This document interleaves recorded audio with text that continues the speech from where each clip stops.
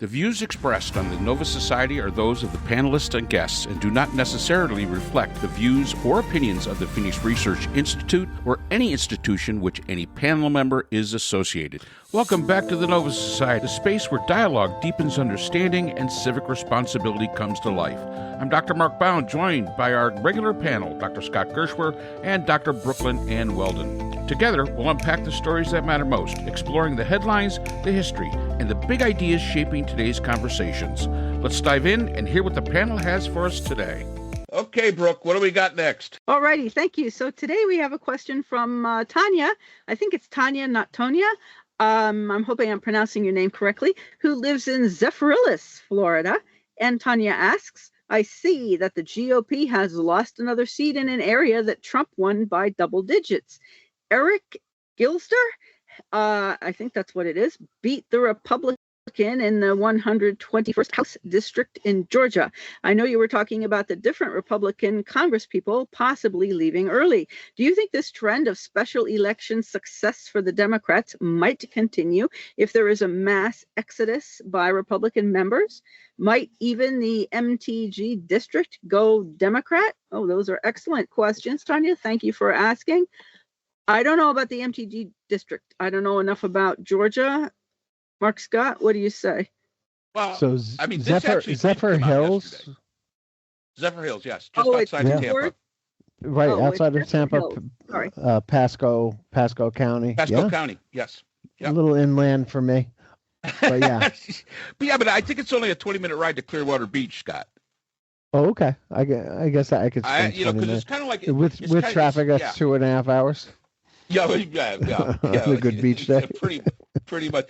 And this did come out yesterday. That district did. But the reason I put this in, first of all, Zephyrhills, Florida. I knew where that was, in the Tampa area. And number two, also that came out yesterday. Miami now has a Democratic mayor. First time in 30 years. 30 years. So I thought that this question, even though Tonya came in, to actually this morning when I saw it, and I noticed that the Miami mayor had switched hands into the hands of the Democrats, I had to put this one in. Plus, I had to do a shout out to Zephyrhills. Yeah. And we don't do punditry here, so we would leave it to the pundits to decide what this means, I think. In my opinion, winning elections is good. Usually comes down to the candidate, not the district. A good candidate should be able to win anywhere. So just go out and get yourself the best candidate you can. And I know that the guy Gislder beat somebody who would probably had like really good Trump support and stuff like that. But that's not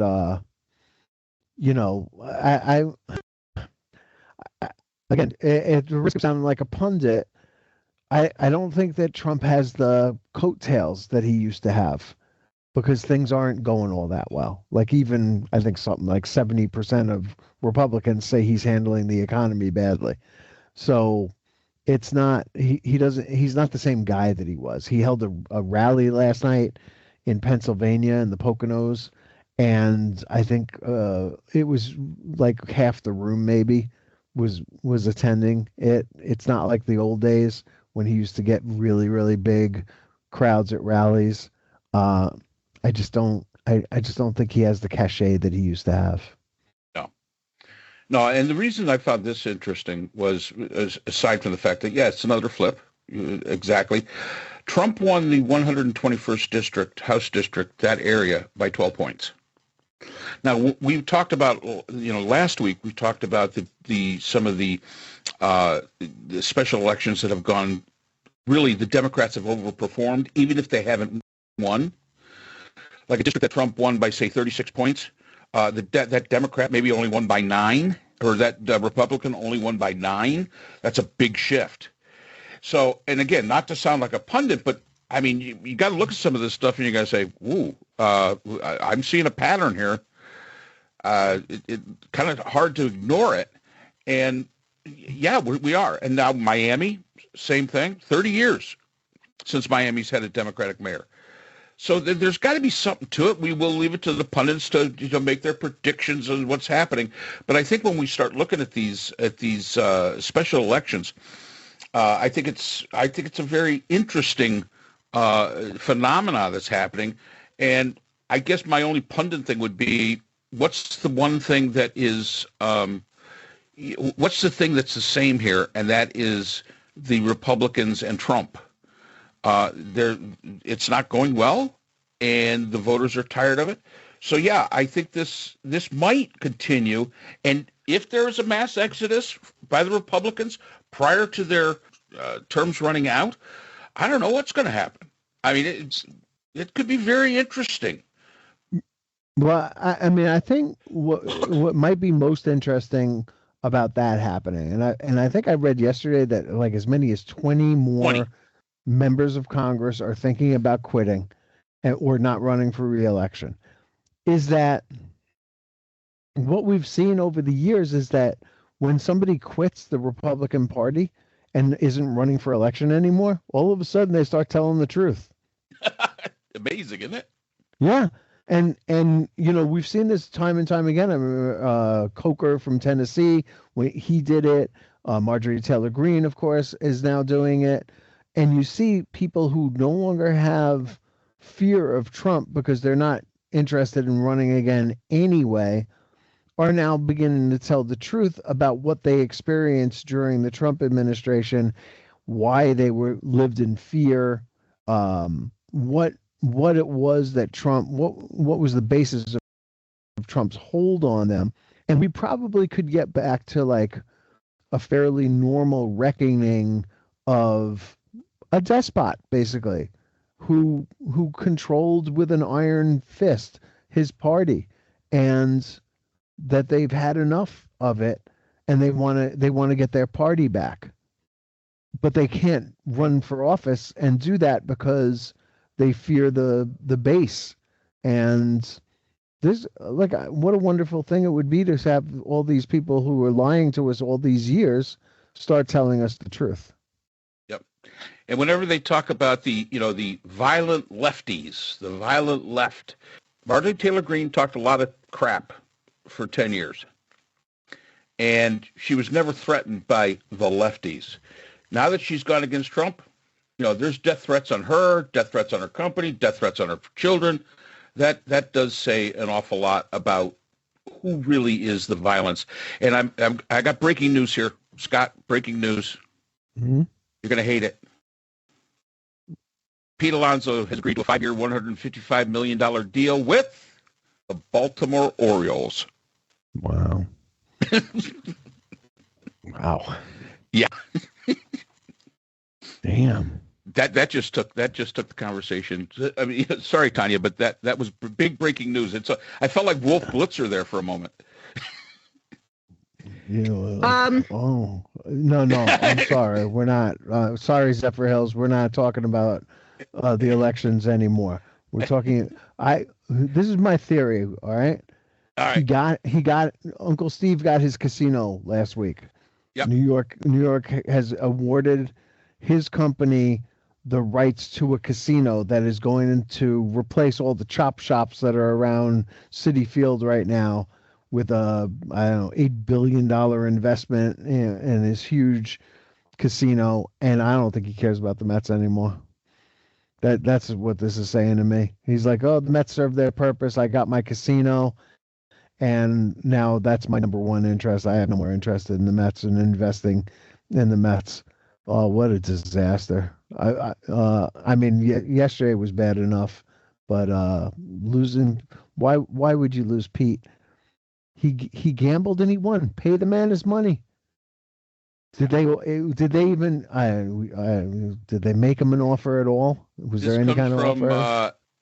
This comes from MLB, and it just says Pete Alonso has agreed to a 5-year, $155 million deal with the O's. All of a sudden, this Soto deal looks like a 15-year, like Trump through mediocrity. Yeah. Yep. Absolutely. Sorry, Tonya. We had to, like I said, I felt a little bit like Wolf Blitzer there. Breaking news. I mean, so here we have it. And unfortunately, you cannot see the look on Scott's face. He is totally dejected. I'm sure that after we are done recording, he's going to get himself a nice big cigar and a nice big scotch and sit there and lament and start looking this stuff up. So may I return to the elections? What I wanted to point out is as I understand it, Democrats from Congress, at least from, I don't know I think it's from the House, at least, who are retiring are aging out, like Nancy Pelosi and some others. Whereas the Republicans who are leaving are young and are in like they're in the middle of their terms, and they should really, in my view, finish out their terms, but they're not.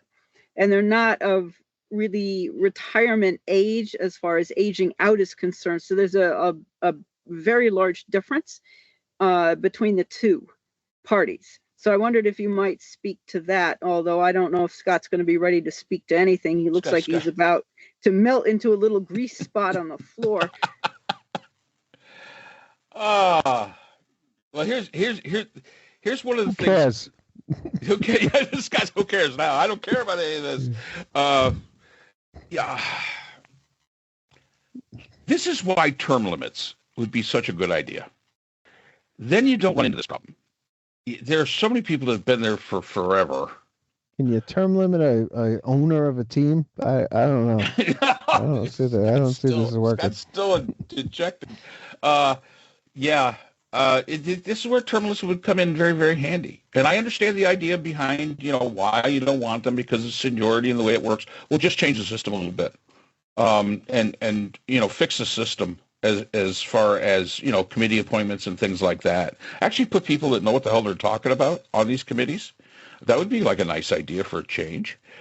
I don't think we can, and we're not going to make a prediction. We're definitely not doing that because we're so terribly bad at it. But I think the ramifications... I predicted that the Mets would keep both Alonso and Diaz. I predicted that. Nice job, Scott. I made a $50 bet. Yeah, okay. Well, nice job. So there you have it. This is one of those instances where I agree with you, Brooke. Do the honorable thing, finish out your term. That's what you should do. Finish the term out. But I also understand that in today's Congress, what's the point? Well, so I heard the name Nancy Pelosi. I'm assuming that this has something to do with age. And look, yes. we both thought that Biden should have stepped down as president, not just as candidate Biden, but as President Biden. So to do the right thing, not just by the country, but also by the Democratic Party and by voters. When the game has gone past you, the game has gone past you. And it's hard to recognize, right? As a Met fan, I'm sure Mark Bound remembers Willie Mays coming back to New York and all the excitement, and then seeing him trip over his own feet out there at the age of 40 and not be able to play the game hardly at all, was a sad and pathetic thing to see. We've seen it time and time again when guys don't know when it's time to hang it up.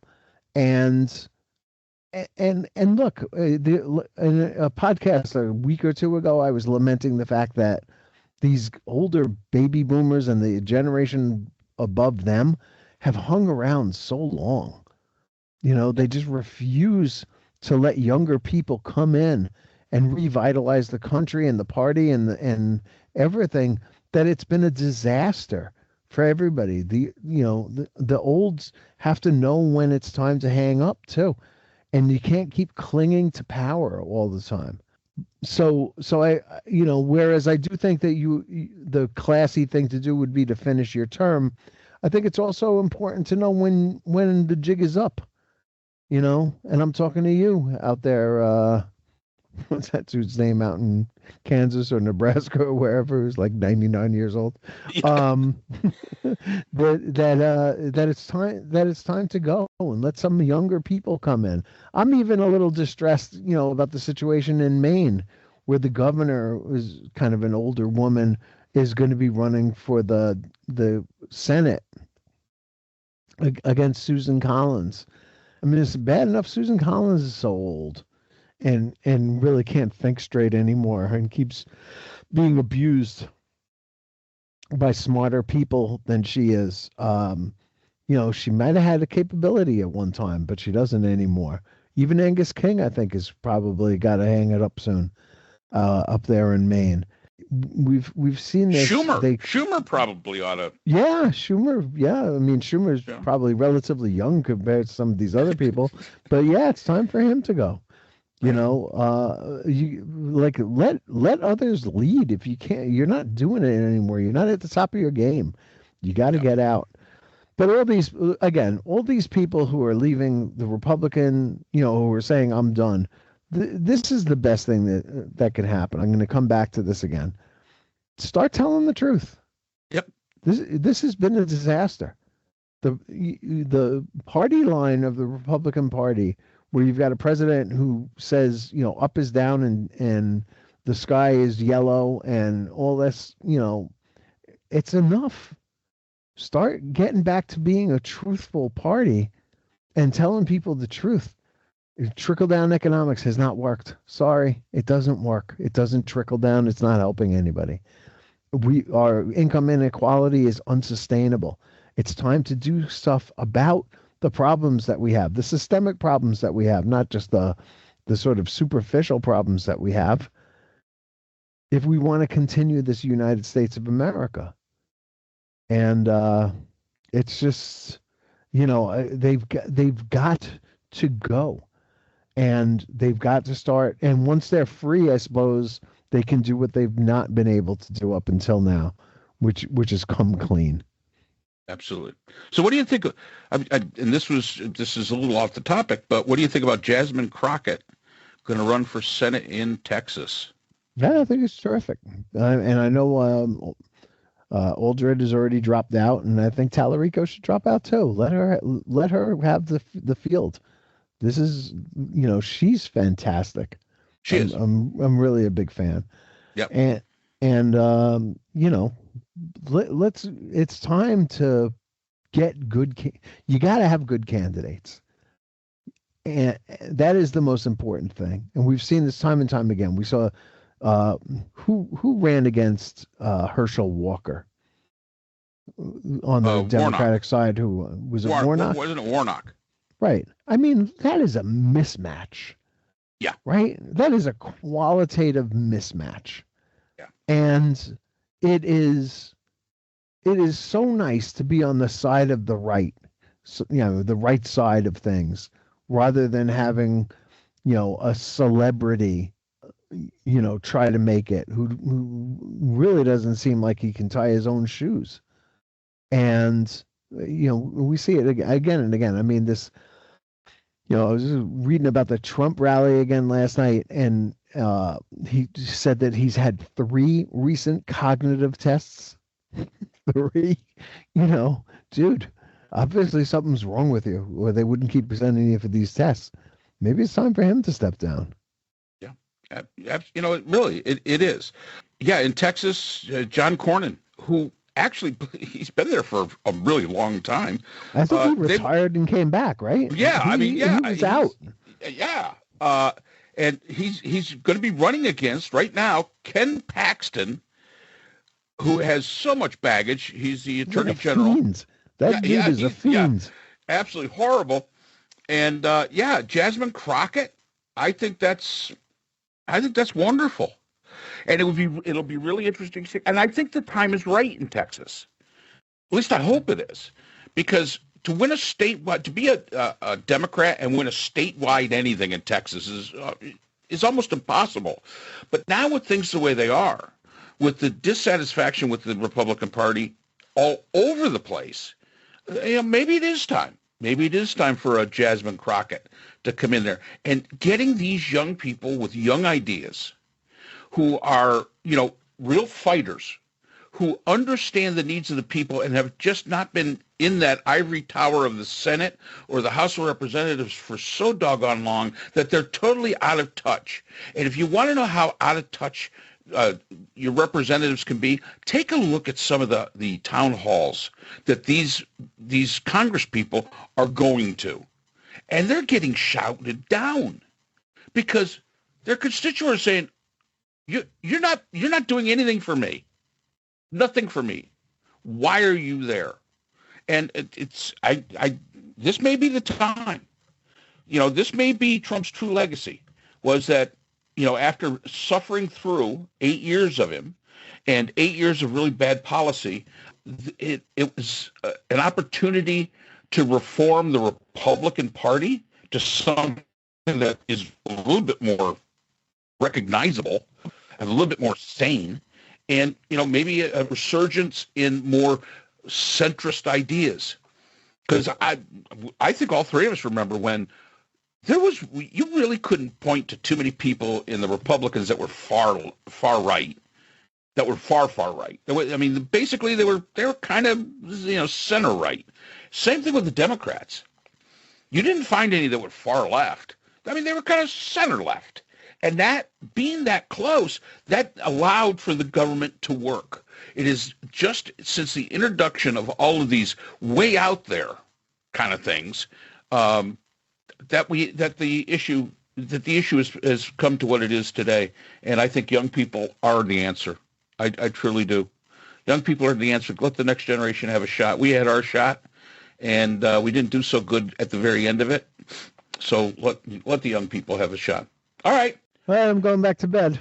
I'm gonna wake up tomorrow and hope that no more Mets the Mets don't lose any more players that I love.